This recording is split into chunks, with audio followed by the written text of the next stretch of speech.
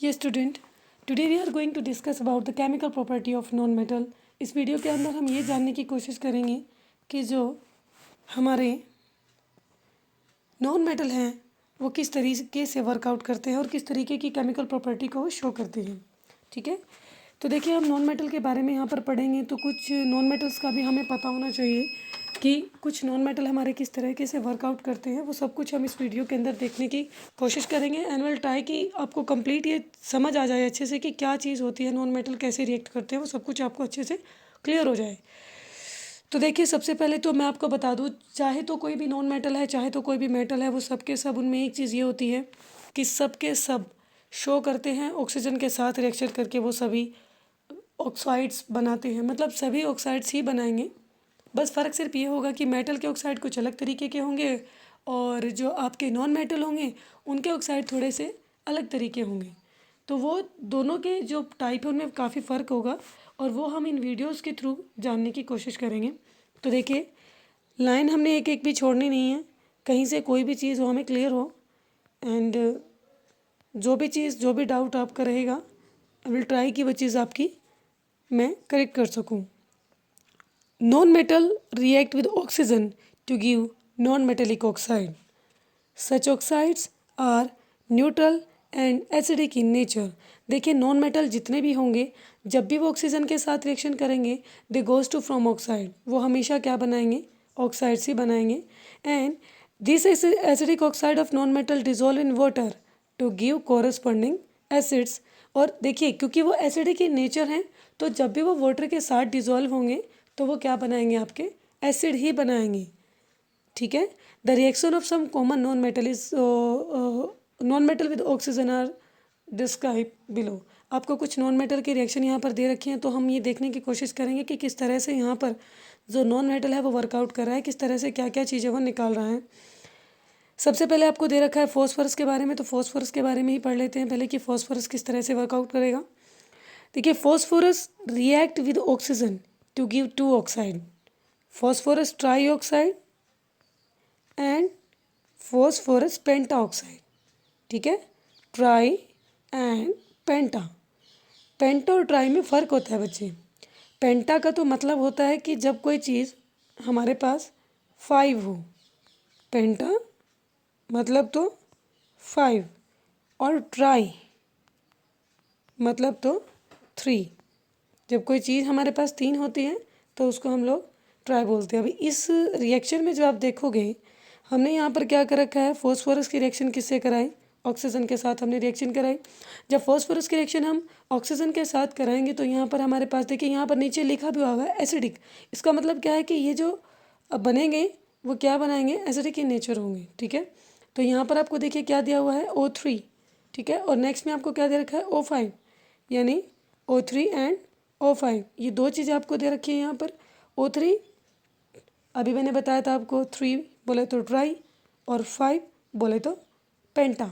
तो इस तरह से ये क्या हो गया, phosphorus trioxide, phosphorus trioxides and phosphorus pentaoxide. अब बच्चों क्वेश्चन यहाँ पर ये बनता है कि अगर ये ट्राई पेंटा है तो जब हमने दोनों की रिएक्शन यहाँ पर देखी, ये फॉस्फोरस और ये ऑक्सीजन, करेक्ट, दोनों की रिएक्शन तो सेम है, यहाँ पर तो दोनों चीज़ सेम है, दोनों चीज़ सेम है तो फिर ये कैसे पॉसिबल है। जब यहाँ पर आपने एक फॉस्फोरस लिया तो आपने यहाँ पे 2 कैसे लिखे, यहाँ पर आपने ऑक्सीजन 2 लिया तो आपने यहाँ पे 5 कैसे लिखे, आपने यहाँ पर 3 कैसे लिखे।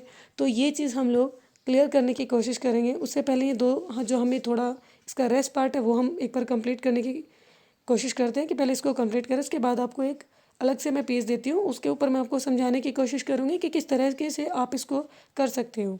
ठीक है, तो phosphorus is very reactive non metal. देखिए फॉस्फोरस जो है ये तो आपको पता लग गया होगा कि ये नॉन मेटल है, क्योंकि हम प्रॉपर्टीज़ किसकी पढ़ रहे हैं, ऑब्वियसली हम केमिकल प्रॉपर्टीज़ पढ़ रहे हैं, वो भी नॉन मेटल की। ठीक है, तो ये तो नॉन मेटल है, ये तो आपको पता लग गया होगा। It catch fire when expose to air. ये क्या करता है, फायर को कैच करता है, फायर को कैच कर लेता है जब वो किसके साथ रिएक्शन करता है, एयर के। मतलब अगर आप उसको हवा में रखोगे, आग जो है वो बहुत जल्दी पकड़ लेगा या वो उसके अंदर जो है अपने आप फायर जो है वो लगने लग जाएगी, कह लीजिए कि अपने आप वो आग पकड़ लेगा, ठीक है। इसीलिए साइंटिस्ट और हम लैब के अंदर जब भी फॉस्फोरस को रखते हैं तो always keep in water, water के अंदर रखते हैं ताकि वो एयर के कांटेक्ट में ना आए, ठीक है, एयर के कांटेक्ट में ना आए, ठीक है, और वो फायर को कैच ना करे, ठीक है। क्योंकि जब इसका डायरेक्ट कांटेक्ट होगा एयर के साथ, दे ऑलवेज कैप्ट फायर, तो उससे कई तरीके के आपको नुकसान देखने को मिल सकते हैं। तो ये तो चीज़ हो गई फॉस्फोरस के बारे में।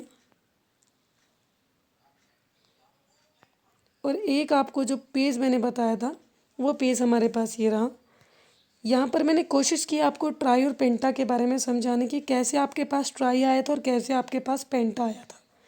देखिए यहाँ पर एक बहुत ही सिंपल सी रिएक्शन आपको मैंने दे रखी है। देखिए रिएक्शन में मैंने यहाँ पर क्या लिखा हुआ है, पहले तो जहाँ पर भी आपके पास ट्राई पेंटा आ जाए तो मैंने पहले लिखा हुआ है 5 मॉलिक्यूल, और अगर आपके पास यहाँ पर ट्राई आ जाए, अगर आपके पास यहाँ पर ट्राई आ जाए तो उसके लिए आप क्या लिख सकते हो, 3 मॉलिक्यूल आप समझ सकते हो कि आपके पास होंगे। अब मेन मुद्दे की बात हमारे पास ये आती है कि ये 3 कहाँ से आया और ये 5 कहाँ से आया। देखिए बच्चे, जो रिएक्शन आपको दे रखी थी वो बैलेंस रिएक्शन नहीं थी।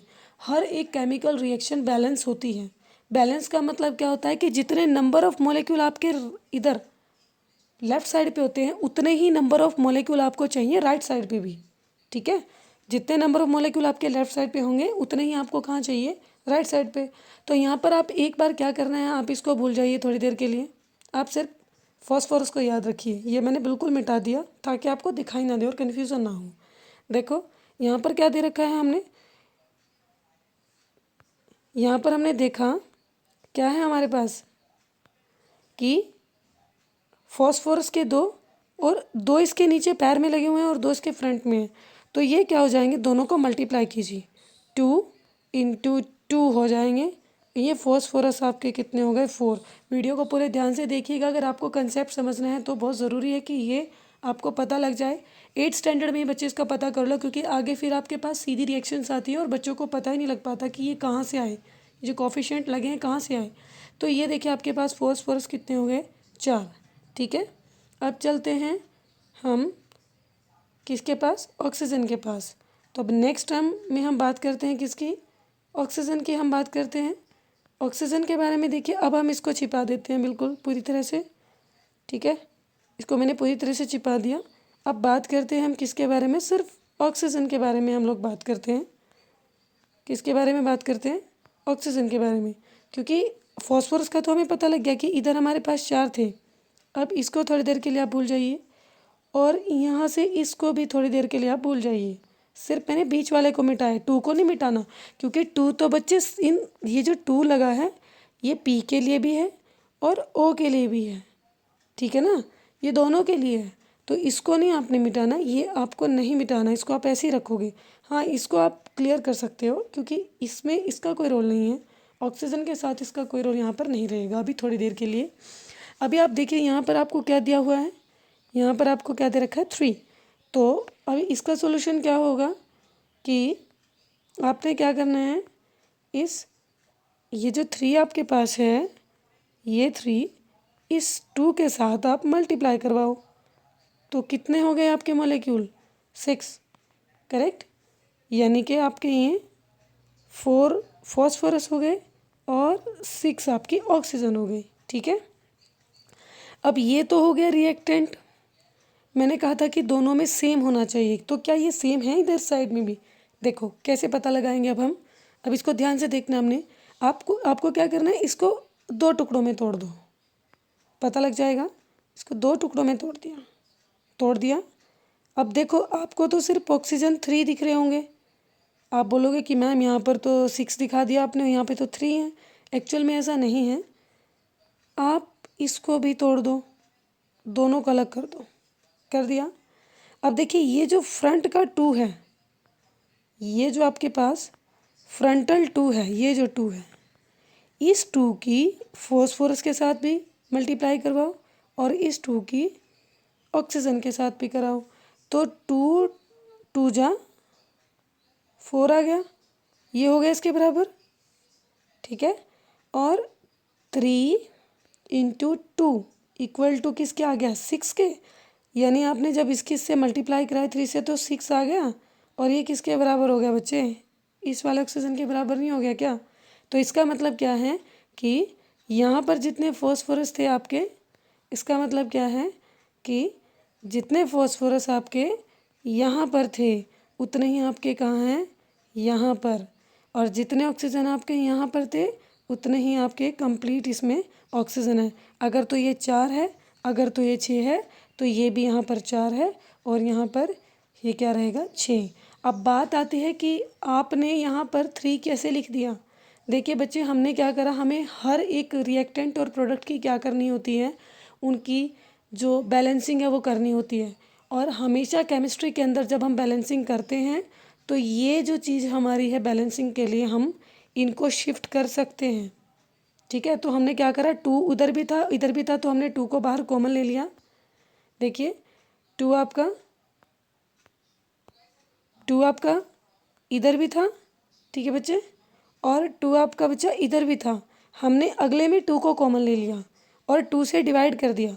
जैसे अब देखिए यहाँ पर कितना था 4, यहाँ पर कितना था 6, दोनों के बीच में कॉमन कितना था 2, तो 2 से इसको डिवाइड किया और 2 से इसको डिवाइड किया तो 2, तो ये आपका 2 कहाँ आ जाएगा, ये पैर में, ये पैर के नीचे जो है, ठीक है। और जब इसको किया तो 3 आ गया, तो ये आपका 3 नीचे आ गया, ये जो आप देख सकते हो। तो इस तरीके से आप सेम चीज़ आप कहाँ पर अप्लाई कर लोगे, पेंटा में भी वही अप्लाई कर लोगे आप। पेंटा में कैसे अप्लाई करोगे, देखो यहाँ पर क्या है 4 है, यहाँ पर क्या है 5 2 जा 10 10 आ गया, तो यहाँ पे क्या रहे आपके 5 2 जा 10, ठीक है। और इसी तरह से 2 2 जा 4, यानी कि आपकी बैलेंसिंग बिल्कुल करेक्ट है। सेम चीज़ पे आप क्या करोगे, अच्छे से याद करने के लिए और तरीका है आपके पास कि आप ये जो 5 है, इसको आप नीचे ले लोगे, ऐसे ये जो 3 है इसको आप नीचे ले लोगे, ठीक है। इनको नीचे ले जाओगे और कॉमन को आप आगे ले लोगे। इस तरीके से आप इनका जो नॉलेज है वो ले सकते हैं। अभी सेम वे में हम क्या करते हैं, सल्फ़र का भी लगे हाथ कर लेते हैं, क्योंकि हमें पढ़ना सल्फ़र भी है और हाइड्रोजन भी है। इस वीडियो में सल्फ़र हाइड्रोजन कंप्लीट हम लोग पढ़ेंगे। तो सल्फ़र में देखिए बच्चा कैसे होगा, सल्फ़र के अंदर पूरे ध्यान से बच्चा आपने समझना है। सल्फ़र के अंदर आपको बच्चा ये प्रॉब्लम नहीं होगी, ठीक है बच्चे, ये आपको प्रॉब्लम बिल्कुल नहीं होगी इसके अंदर कि आप कैसे इनको एडिशन करेंगे या यहाँ पर O2 कैसे आया, ठीक है। मैंने आपको एक चीज़ समझाई थी अभी, जब वीडियो मैंने स्टार्ट करी थी तो मैंने बताया था कि हम 2 के लिए हमेशा क्या यूज़ करते हैं, डाई, 3 के लिए हमेशा क्या करते हैं, ट्राई, और 5 के लिए हमेशा क्या करते हैं, पेंट, यही करते हैं ना। तो अभी देखिए आपने यहाँ पर 2 यूज़ करा, इसका मतलब ये क्या हो जाएगा बच्चा, डाई। और क्योंकि क्या है यहाँ पर, ये ऑक्सीजन, ये ऑक्सीजन ही है ना, तो ऑक्सीजन क्या बनाती है, ऑक्साइड, यही चीज़ ना, ऑक्साइड। अब ये ऑक्साइड और ये हो गया डाई, तो कंप्लीट क्या बन गया बेटा, कंप्लीट क्या बनेगा स्टूडेंट्स, डाई ऑक्साइड। बहुत आसान, बिल्कुल इजी, डाई ऑक्साइड, क्योंकि यहाँ पर आपके पास क्या है 2, ठीक है।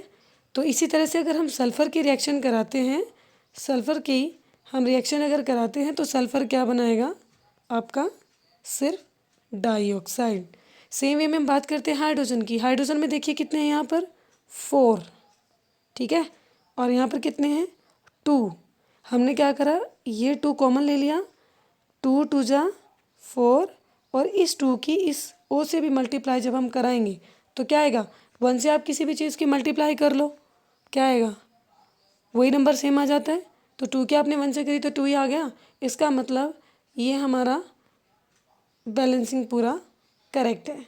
अब बच्चों मैंने आपको 3 चीज़ें बताई थी, रिवाइंड करने की कोशिश करते हैं कि 3 चीज़ें क्या थी। बहुत ईजी है, कुछ नहीं है इसमें, बहुत ईजी है, ट्रिक समझ लो, कुछ भी मुश्किल नहीं है, बहुत ही ईजी है। ज़्यादा इसके अंदर आपको सोचना नहीं है, ट्रिक ढूंढनी है कि ट्रिक क्या है इसकी।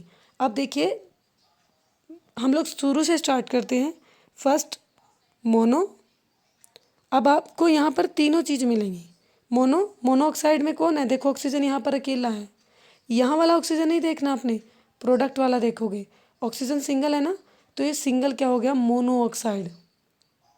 ठीक है, और ये क्या हो गया 2, तो क्या हो गया डाइऑक्साइड। ऐसे यहाँ पर क्या होगा 5 पेंटाऑक्साइड, और यहाँ पर क्या हो गया 3, इट मीन्स ट्राई ऑक्साइड।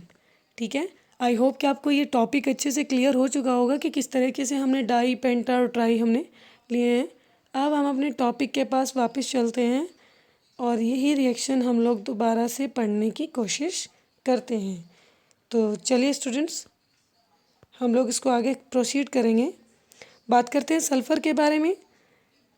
अब हम सल्फ़र के बारे में पढ़ लेते हैं क्योंकि प्रॉपर्टीज़ हम लोग ऑलमोस्ट पढ़ चुके हैं।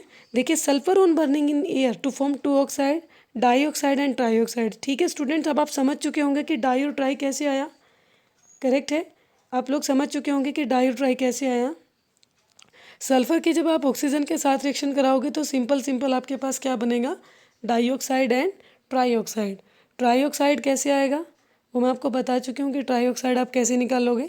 ठीक है, ट्राइऑक्साइड में आपके पास क्या आ जाएगा, बस वहाँ पर 3 आ जाएगा, बाकी सारा आपका जो सिस्टम है वो सेम रहेगा। ठीक है, ये देखिए, अब आप ये चीज़ में कंफ्यूज नहीं होना बच्चे आपने।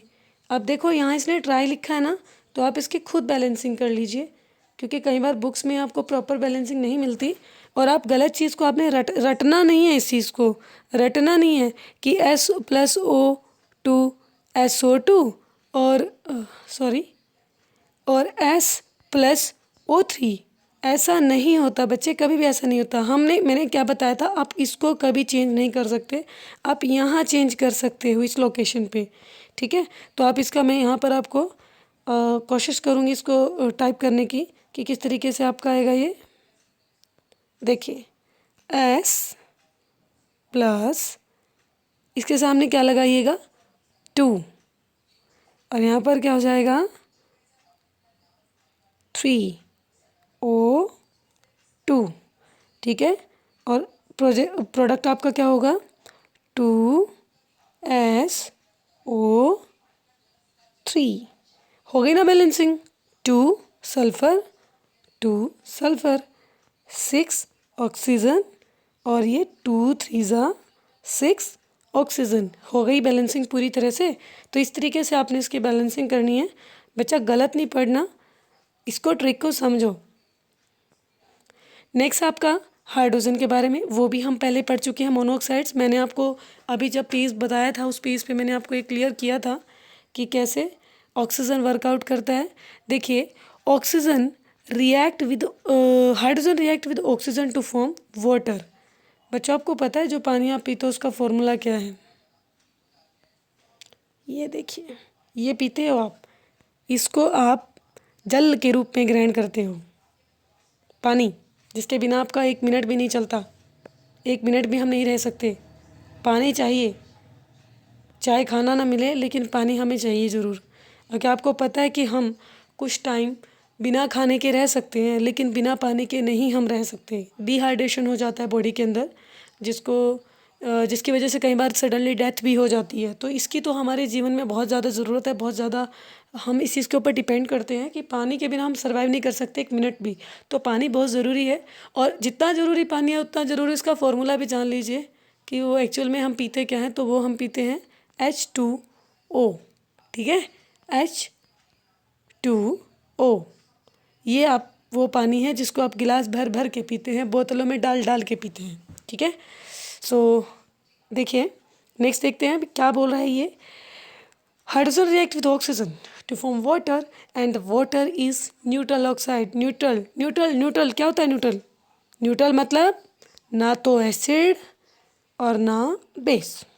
सिंपल, ना एसिड है जी और ना बेस है, दोनों में से कोई भी नहीं है ये, ना तो ये एसिड है ना तो ये बेस है, ये क्या है बीच में।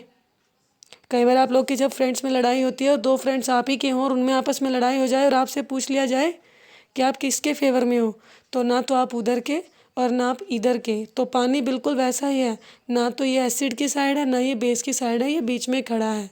इसका मतलब ये क्या है, न्यूट्रल। अपने आसपास साइंस को ढूंढो, सब कुछ आपके आसपास मिलेगा आपको। ढूंढो, रिलेट करो, सब कुछ मिलेगा। कुछ भी ऐसा नहीं है जो आपके आसपास नहीं मिलेगा। ढूंढो, रिलेट करो और कोशिश करो हमेशा याद रखने की, रट्टाफिकेशन मत करो। रट्टा करोगे तो भूल जाओगे, रट्टा नहीं करना, कोरिलेट करो। अब जब भी पानी पियो तो याद रखना, दो दोस्तों की लड़ाई और बीच में आप, तो वैसे ही है।